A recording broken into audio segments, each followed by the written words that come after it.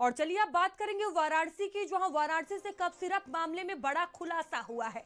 खुफिया रिपोर्ट के अनुसार आरोपी शुभम को दुबई में दाऊद नेटवर्क ने पनाह दी है, ये जानकारी सामने आई है। जांच में पता चला है कि शुभम काली कमाई को दुबई में निवेश करने की तैयारी में था और लंबे समय से गिरोह के संपर्क में था। इसी बीच मिर्जापुर जौनपुर बेल्ट के कई होलसेलरों ने बिना किसी रिकॉर्ड के 2 लाख से अधिक कफ सिरप बेचने का खुलासा किया, जिससे पूरे मेडिकल डिस्ट्रीब्यूशन नेटवर्क पर सवाल खड़े हो गए हैं। मामले की गंभीरता को देखते हुए कई दुकानों पर एफआईआर दर्ज कर छापेमारी तेज कर दी गई है। जांच एजेंसियां नेटवर्क की पूरी चेन खंगाल रही है। काफी तेजी से मामले में जांच पड़ताल की जा रही है। तो देखिए, दाऊद नेटवर्क से सीधे संपर्क की जो जानकारी है वो सामने आ रही है। खुफिया रिपोर्ट के अनुसार आरोपी शुभम को दुबई में दाऊद नेटवर्क ने ही पनाह दी है। और लखनऊ से अनूप हमारे साथ जुड़ चुके हैं, बनारस से विनीत हमारे साथ जुड़े हुए हैं। विनीत, क्या दाऊद नेटवर्क से सीधे संपर्क की ठोस पुष्टि हो पाई है? जो जांच में ये सामने आया है कि जो सिंडिकेट का जो सरगना था शुभम जायसवाल, वो कहीं ना कहीं दाऊद गिरोह के संपर्क में था और दाऊद गिरोह ने ही उसको जो है दुबई में पनाह दिया है। पिछले कई दिनों से जो शुभम जायसवाल है वो दुबई में छुपा हुआ है, दुबई में बैठा हुआ है। फिलहाल अब तक जो है जो एसआईटी की टीम है और जो ईडी की टीम है वो लगातार इसमें जांच पड़ताल कर रही है, लेकिन जिस तरीके से खुफिया जांच में ये खुलासा हुआ है, ये सामने आया है कि कहीं ना कहीं जो सिंडिकेट का जो सरगना है शुभम जायसवाल, वो दुबई गिरोह के संपर्क में था। दुबई का जो दाऊद का जो नेटवर्क है उसके संपर्क में था और कहीं ना कहीं वहां पर दुबई में निवेश करने की तैयारी में भी था। तो इस सारे मामले में जो खुलासा हुआ है, अब तक की जो तस्वीरें अभी अब तक की जो साफ आई है, उससे यही कहा जा सकता है कि कहीं ना कहीं जिस तरीके से इस पूरे काले कारोबार को शुभम जायसवाल बनारस से संचालित करता था, अब वो फरार हो चुका है। और कहीं ना कहीं जब दाऊद के गिरोह से जब उसका संपर्क हुआ, उसके बाद वो दुबई में भी निवेश करना चाह रहा था, लेकिन अब तक भी वो फरार बताया जा रहा है, क्योंकि ईडी ने 6 राज्यों में अपने जांच का दायरा बढ़ा दिया है। न सिर्फ उत्तर प्रदेश के वाराणसी की पुलिस, बल्कि उत्तर प्रदेश के अन्य अन्य जिलों से जो पुलिस है वो लगातार इसमें जांच कर रही है। पिछले दिनों हमने देखा कि जो सोनभद्र की एसआईटी की टीम थी वो भी वाराणसी पहुंची थी। जो इसका सीए था विष्णु कुमार अग्रवाल, उसके घर भी छापेमारी हुई थी। जो पूछताछ में खुलासा हुआ था, जो शुभम जायसवाल का जो पिता था भोला प्रसाद, उसने बताया था कि कहीं ना कहीं जो विष्णु अग्रवाल जो सीए है वही इस पूरे काले कारोबार का जो लेखा जोखा था उसे मैनेज करता था। तो वो भी रडार पे है, उसे भी पुलिस ने तलब किया है। न सिर्फ सोनभद्र की पुलिस, वाराणसी पुलिस भी उससे पूछताछ कर रही है। लेकिन इन सब के बीच जिस तरीके से ये खुफिया जांच से खुलासा हुआ है कि जो शुभम जायसवाल है वो दाऊद के गिरोह के संपर्क में था और कहीं ना कहीं वहां निवेश करने वाला भी था, तो ये बड़ा सवाल है। लेकिन फिलहाल जांच जारी है, देखने वाली बात होगी कि जांच में और क्या कुछ निकल कर आता है और कब तक जो सिंडिकेट का सरगना शुभम जायसवाल है उसे गिरफ्तार किया जाता है। लेकिन इन सब के बीच जो ईडी का जांच है वो 6 राज्यों में उसका दायरा बढ़ा दिया गया है। लगातार ईडी से जांच पड़ताल कर रही है और सबसे बड़ी बात यह है कि वाराणसी के अलावा मिर्जापुर और जौनपुर का जो इलाका है वहां पर भी 2 लाख शीशियां कफ सिरप की बेची गई है, अवैध तरीके से बेची गई है। और इससे कहीं ना कहीं जो ड्रग विभाग है उस पर भी बड़ा सवाल खड़ा होता है, क्योंकि हमने देखा था जिस तरीके से शुभम जायसवाल ने वीडियो जारी किया था, उसमें शुभम जायसवाल ने साफ तौर पे उसका कहना था कि जो ड्रग विभाग के अधिकारी हैं वो उससे पैसे मांगते हैं और वीडियो के माध्यम से वो काफी भोला बनने की कोशिश कर रहा था। लेकिन फिलहाल इस पूरे मामले में जांच पड़ताल की जा रही है और जब तक जो है शुभम जायसवाल की गिरफ्तारी नहीं हो जाती है तब तक कुछ कहना मुश्किल है। लेकिन जो जांच में जो चीज सामने आ रही है उससे कहीं ना कहीं ये कहा जा सकता है कि जो शुभम बिल्कुल जायसवाल है वो विनीत, तो कहीं ना जैसे कहीं जैसे दाऊद जांच होगी जो और भी गिरोह है चीजें उसके निकल कर संपर्क में था। सामने आएगी। अनूप हमारे साथ बने हुए हैं। अनूप, देखिए, कफ सिरप का ये जो मामला है, जैसे जैसे जांच का दायरा आगे बढ़ रहा है, बड़ी चीजें निकल कर सामने आ रही हैं। अब देखिए, दाऊद नेटवर्क की बात सामने आई है कि नेटवर्क ने ही शुभम को पनाह दी है। और क्या अंदर की जानकारी है? अब देखिए, जैसे जैसे जांच बढ़ेगी और भी बड़े नाम इसमें शामिल हो सकते हैं। देखिए, बिल्कुल है। जिस तरह से 2000 करोड़ से अधिक अवैध कफ सिरप तस्करी मामले में जो मास्टरमाइंड है शुभम जायसवाल, वो दुबई में बैठा है और उसने अभी कुछ दिन पहले ही जो अपना वीडियो वायरल करके अपने को बेकसूर बताया और उसने पूरा ठिकरा जो अधिकारियों हैं उनके ऊपर छोड़ दिया। लेकिन जिस तरह से जो जांच एजेंसियां वो जांच कर रही हैं उसमें ये बड़ा खुलासा हुआ है कि बाकायदा पूरा जो नेटवर्क है वो दाऊद तक फैला है। यानी जो शुभम जायसवाल है वो जो दुबई में पनाह लिए है, इसके पीछे जो दाऊद का पूरा जो सिंडिकेट है, जो नेटवर्क है, वो काम कर रहा था।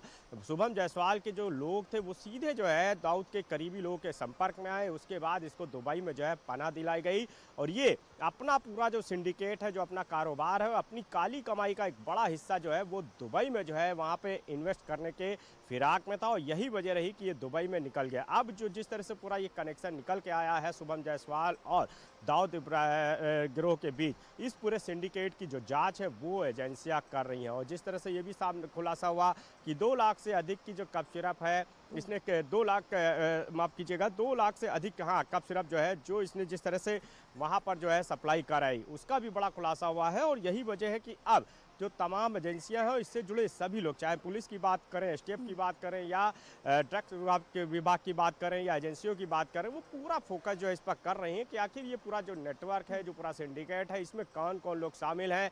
शुभम जायसवाल की दाऊद इब्राहिम से जुड़ा जो कौन सा नेटवर्क था, उसके कौन सहयोगी थे जिन्होंने शुभम जायसवाल की मदद की और इसको जो है सीधे दुबई में जो है पनाह दिलाई, वहाँ पर जो इसको आश्रय मिला और किस तरह से अपना पूरा नेटवर्क वहाँ पे फैलाने की फिराक में था और अपनी जिस तरह से काली कमाई का जो पूरा हिस्सा था वहाँ पर जो है इन्वेस्ट करने की फिराक में था। तो सभी चीज़ों को लेकर के अब जांच पड़ताल लगातार बढ़ गई है, अभी भी जांच का दायरा बढ़ गया है। सबसे खास बात यही है कि अभी क्योंकि इसमें अमित सिंह टाटा जो इसका खास था उसकी गिरफ्तारी की गई, बर्खास्त सिपाही आलोक प्रताप सिंह उसको गिरफ्तार किया गया और इसके अलावा भोला जायसवाल जो पिता है मास्टरमाइंड का, उससे भी जो है पूछताछ की गई। तो पूरा कनेक्शन और आपस के जो बयान है उन सभी चीज़ों को ले करके देखा जा रहा है। और अब ये सबसे बड़ा चैलेंज होगा एजेंसियों के लिए, एसटीएफ के लिए, पुलिस के लिए कि आखिर शुभम जायसवाल को कैसे कहीं ना कहीं एक बड़ी लाया चुनौती भी जाए। रहने वाली है क्योंकि बड़ा मामला है अनूप।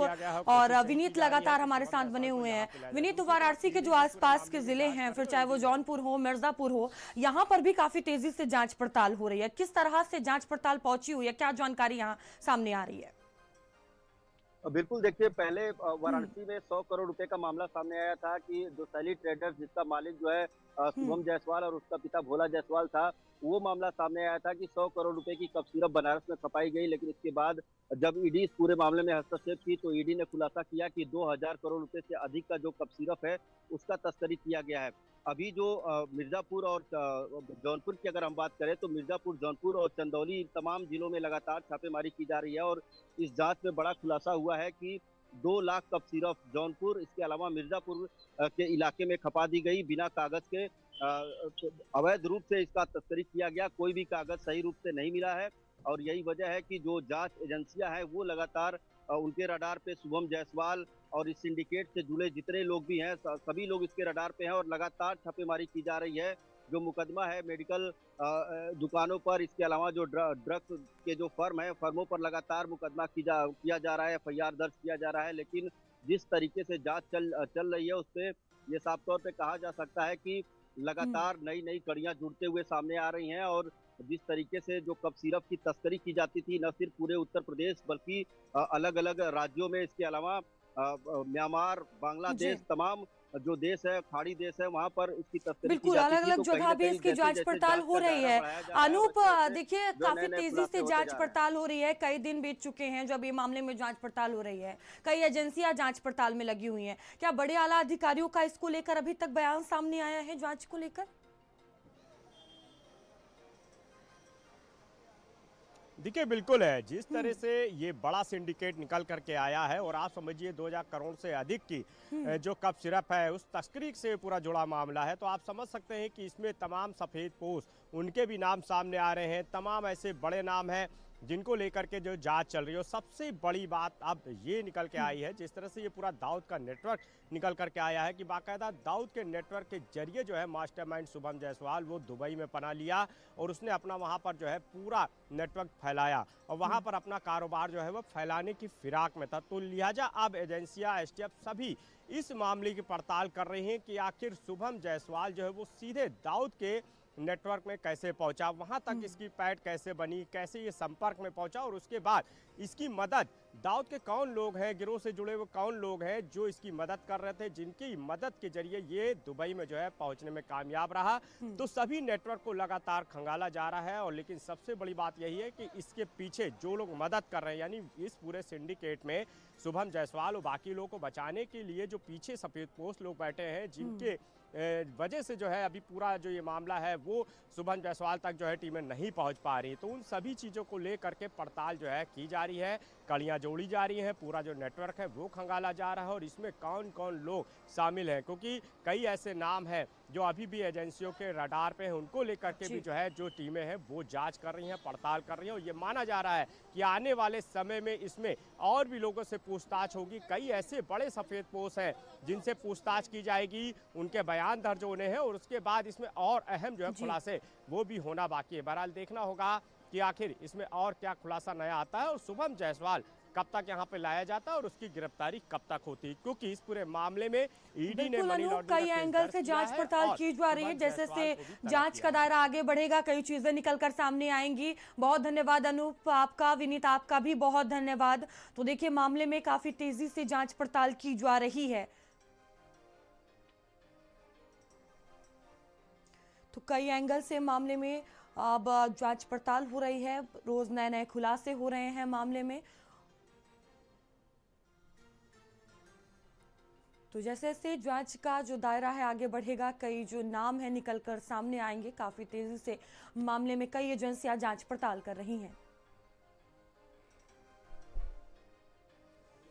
वहीं भारत की दिग्गज महिला क्रिकेटर स्मृति मंधाना ने पलाश